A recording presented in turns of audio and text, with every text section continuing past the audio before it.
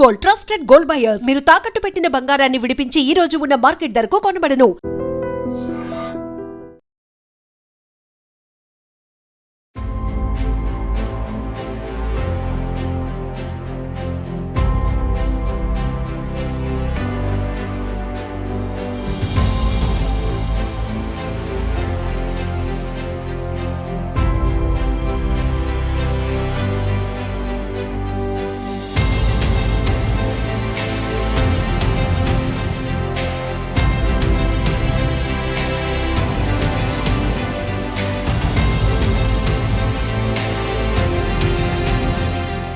మోంతా తుఫాను తీరం వైపు దూసుకొస్తోంది. తీవ్ర తుఫానుగా కాకినాడకు అతి సమీపంలో ఇది తీరం దాటబోతోంది. ఈ నేపథ్యంలోనే తీరం దాటే సమయంలో గరిష్టంగా గంటకు 100 కిలోమీటర్ల వేగంతో గాలుల వేగం ఉంటుంది కాబట్టి ఖచ్చితంగా పరిసర ప్రాంతాలు అలర్ట్గా ఉండాల్సినటువంటి సిచ్యువేషన్ ఉంది. ఇప్పటికీ వాతావరణ శాఖ ఎప్పటికప్పుడు 4 రోజులుగా కూడా ఈ సివియర్ సైక్లోన్కి సంబంధించిన అప్డేట్స్ ఇస్తూనే అందరినీ అలర్ట్ చేయడం జరుగుతుంది.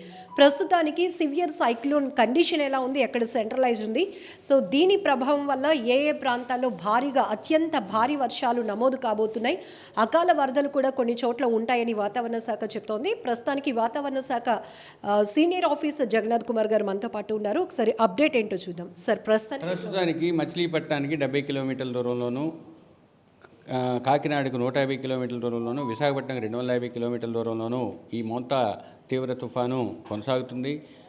రాబోయే కొన్ని గంటల్లో ఉత్తర వాయువ్య దిశలో పయనించి కాకినాడ వద్ద తీరాన్ని తాకే అవకాశం ఉంది. తీరాన్ని తాకే సమయంలో తీవ్ర తుఫానుగానే తాకే అవకాశం ఉంది. మరియు 90 నుంచి 100 కిలోమీటర్ల వేగంతో గరిష్టంగా 110 కిలోమీటర్ల వేగంతో గాలులను కలుగజేసే అవకాశం ఉంది. ఇది ఈ ప్రాంతాల్లో అత్యధికంగా 90 నుంచి 110 కిలోమీటర్ల వేగంతో గాలులు వీచే అవకాశం ఉంది. ఈ వైలెట్ ఉన్న ప్రాంతంలో 60 నుంచి 90 కిలోమీటర్లు, ఈ గ్రే ఉన్న ప్రాంతంలో 50 నుంచి 60 కిలోమీటర్ల వేగంతో గాలులు వీచే అవకాశం ఉన్నందువల్ల గాలుల యొక్క అత్యధిక వేగాన్ని బట్టి దాని యొక్క డ్యామేజ్ పొటెన్షియల్ కూడా ఉంటుంది. కాబట్టి దానికి తగ్గట్టుగా చర్యలు తీసుకోవాలి. ఇక శ్రీకాకుళం నుంచి తిరుపతి వరకు ఉన్న అన్ని జిల్లాల్లో భారీ నుంచి అతి భారీ మరియు అత్యంత భారీ 1-2 చోట్ల పడే అవకాశం ఉన్నందువల్ల ఆ ప్రాంతాలకు రెడ్ వార్నింగు, నంద్యాల నుంచి అన్నమయ్య వరకు ఉన్న ప్రాంతానికి ఆరెంజ్ వార్నింగు, పశ్చిమ రాయలసీమ చిత్తూరులో ఎల్లో వార్నింగ్ ఈరోజు ఇచ్చాము. రేపటికి ఈ ప్రాంతాలకు ఆరెంజ్ వార్నింగ్ అంటే భారీ నుంచి అతి భారీ, ఈ కొన్ని ప్రాంతాలకు ఎల్లో వార్నింగ్ ఇచ్చామంటే ఆ ప్రాంతాల్లో భారీ వర్షపాతం పడే అవకాశం ఉంది. గత కొన్ని రోజులుగా కురుస్తున్న వర్షాలతో పాటుగా ఈరోజు రేపు వర్షాలు కురిసే అవకాశం ఉన్నందువల్ల ఈ శ్రీకాకుళం నుంచి విశాఖపట్నం అనకాపల్లి వరకు ఉన్న ప్రాంతానికి మరియు పశ్చిమ గోదావరి నుంచి నెల్లూరు వరకు ఉన్న ప్రాంతానికి కొన్ని చోట్ల ఆకస్మిక వరద సంభవించే ప్రాంతాలుగా గుర్తించడం జరిగింది. తర్వాత ఓడరేవులన్నింటిలో ప్రమాద హెచ్చరికలు ఇచ్చాము. కాకినాడలో 10వ నంబరు, విశాఖపట్నం గంగవరంలో 9, మచిలీపట్నం నిజాంపట్నం ఓడరేవు కృష్ణపట్నంలో 8వ నంబరు ప్రమాద హెచ్చరికను ఎగురవేశాము. ఇక తుఫాను తీరాన్ని తాకే సమయంలో సముద్ర తీరానికి దగ్గరలో, కాకినాడ తీరానికి దగ్గరలో మరియు యానాం చుట్టుప్రక్కల ప్రాంతాల్లో ఈ స్టార్మ్ సర్జ్ లేదా ఉప్పెన అధికంగా ఉండే అవకాశం 1 మీటర్ వరకు ఉంది. కాబట్టి ఈ ప్రాంతానికి ఉప్పెన సంభవించే సంభావ్యత ఉన్న ప్రాంతంగా గుర్తించడం జరిగింది. సార్, జనరల్గా సీ రఫ్నెస్ చూస్తాం, ఉప్పెన అంటున్నారు. ఉప్పెన అనేది పైలప్ ఆఫ్ వాటర్, అంటే ఎక్కువ వాటర్ చేరుకొని అది సముద్రం యొక్క తీర ప్రాంతంలో కొన్ని చోట్లకి దాన్ని ప్రభావాన్ని చూపించే అవకాశం ఉంటుంది. అది సముద్ర ప్రాంతానికి లోతట్టు ప్రాంతాలు అయితే విస్తరిస్తుంది.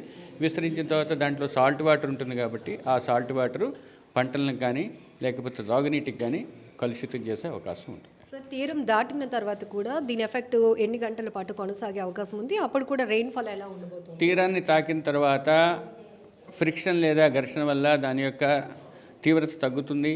మరియు దూరం జరిగే కొద్దీ సముద్రం నుంచి సప్లై అయ్యే మాయిశ్చర్ తగ్గుతుంది, సరఫరా. అందువల్ల బలహీన పట్టడానికి సముద్రం తీరాన్ని తాకిన తర్వాత అవకాశాలు ఎక్కువ ఉంటాయి. కానీ వెంటనే అవ్వదు. కొన్ని గంటల తర్వాత, 1 రోజు తర్వాత కానీ దాని యొక్క తీవ్రత తగ్గుతుంది. కాబట్టి ప్రస్తుతం ఉన్న పరిస్థితుల్లో 2 రోజుల వరకు దాని యొక్క ప్రభావం ఉంది. కొన్ని గంటల్లోనే తీరం దాటబోతోంది కాకినాడ వద్ద. ఎన్ని గంటల ప్రాంతంలోని అంచనా సమయాన్ని ఏమైనా లెక్క పెట్టారు? అంటే మాకున్న దీని ప్రకారం ఈరోజు సాయంత్రం 5 గంటల తర్వాత, ఎన్ని గంటలంటే అర్ధరాత్రి లోపల, అంతే.